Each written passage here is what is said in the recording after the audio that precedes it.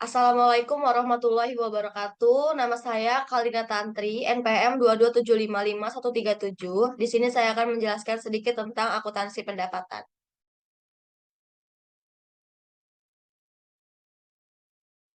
Sebelumnya saya akan menjelaskan sedikit tentang struktur organisasi pemerintah daerah, yaitu hubungan antara PPKD dan SKPD. Jadi PPKD itu sendiri adalah pejabat pengelola keuangan daerah dan SKPD adalah satuan kerja perangkat daerah. PPKD dalam suatu daerah itu hanya memiliki satu, yaitu sebagai entitas pelapor.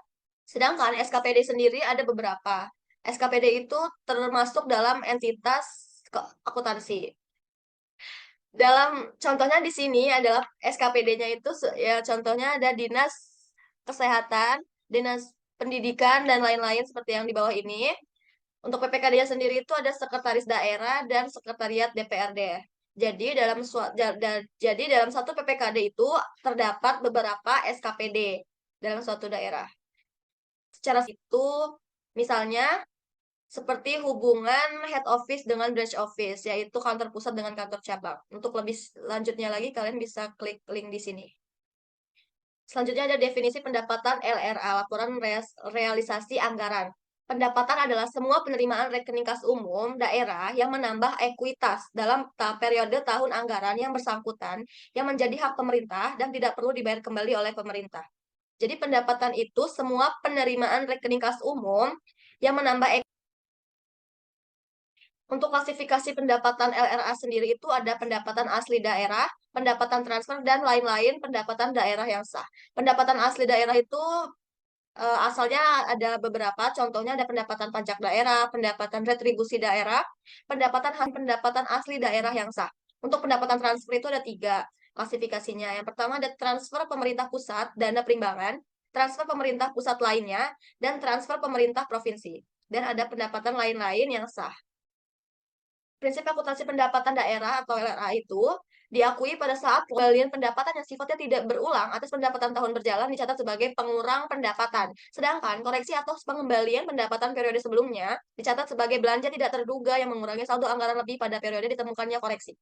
Pengembalian yang sifatnya normal dan berulang dicatat sebagai pengurang pendapatan. Akuntansi pendapatan dilaksanakan berdasarkan azas bruto, yaitu dengan membukukan penerimaan bruto dan tidak mencatat jumlah netonya, atau setelah dikompensasikan dengan pengeluaran. Klasifikasi pendapatan laporan operasional. Pendapatan operasional itu ada pendapatan dan pendapatan lainnya. Definisi pendapatan laporan operasional, yaitu hak pemerintah daerah yang diakui sebagai penambah ekuitas dalam periode tahun anggaran yang bersangkutan dan tidak perlu dibayar kembali. Bedanya dengan pendapatan laporan operasional dengan LRA itu, kalau LRA itu semua penerimaan kas, sedangkan kalau pendapatan laporan operasional yaitu hak pemerintah daerah. Seperti itu. Selanjutnya ada klasifikasi pendapatan laporan operasional, sama seperti pendapatan LRA, pendapatan daerah yang sah. Selanjutnya ada prinsip akuntansi pendapatan daerah atau LRA. Pendapatan laporan operasional diakui saat timbulnya hak atas pendapatan yang diperoleh berdasarkan peraturan perundang-undangan. Pendapatan yang diperoleh sebagai imbalan atas suatu pelayanan yang telah selesai diberikan berdasarkan peraturan perundang-undangan. Dan yang kedua, pendapatan direalisasi, yaitu adanya aliran masuk sumber daya ekonomi untuk mengakui pendapatan LO yang berupa hak yang telah diterima oleh pemerintah tanpa didahului adanya penagihan.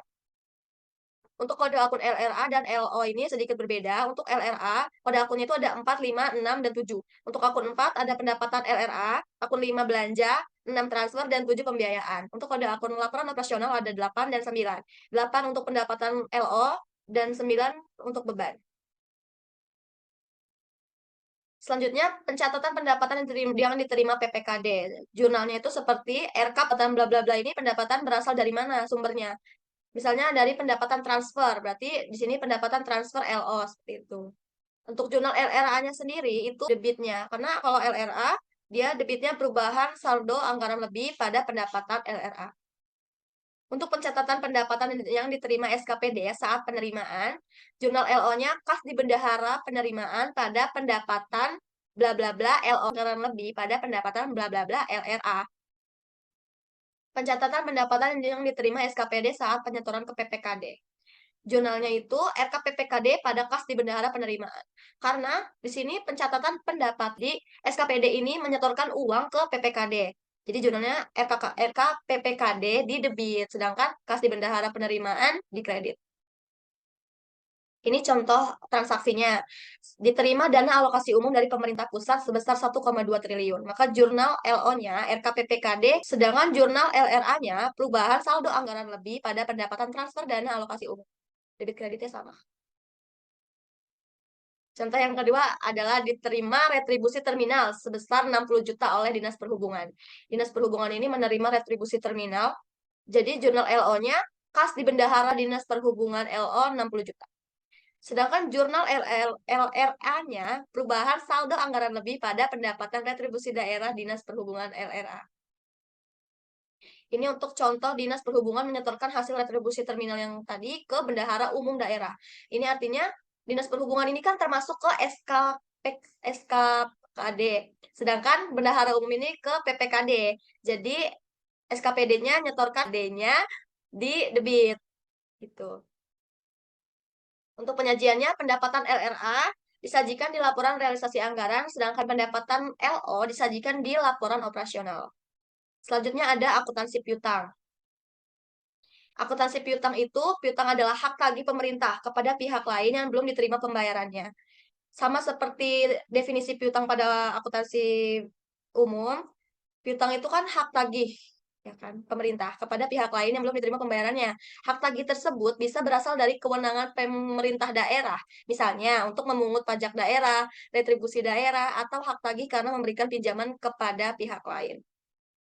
Jenis piutang itu sendiri ada piutang pendapatan dan piutang lainnya. Piutang pendapatan itu adalah piutang atas pendapatan pemerintah yang berupa piutang pajak, piutang retribusi, piutang hasil kekayaan daerah yang dipisahkan, piutang lain-lain pendapatan asli daerah yang sah, piutang transfer pemerintah pusat, pendapatan lainnya. Sedangkan untuk piutang lainnya itu, yaitu yang termasuk bagian lancar tagihan jangka panjang. Pengakuan piutang sendiri telah diterbitkan surat ketetapan dan atau telah diterbitkan surat penagihan dan telah dilaksanakan penagihan. Pencatatannya seperti akuntansi pada umumnya, piutang pada pendapatan, piutang di debit, pendapatan di kredit.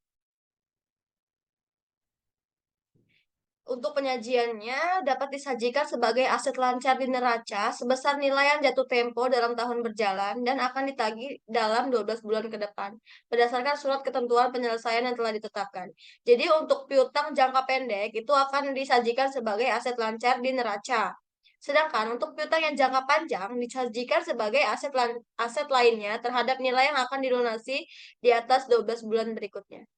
Aset lancar diungkapkan pula dalam catatan atas laporan keuangan.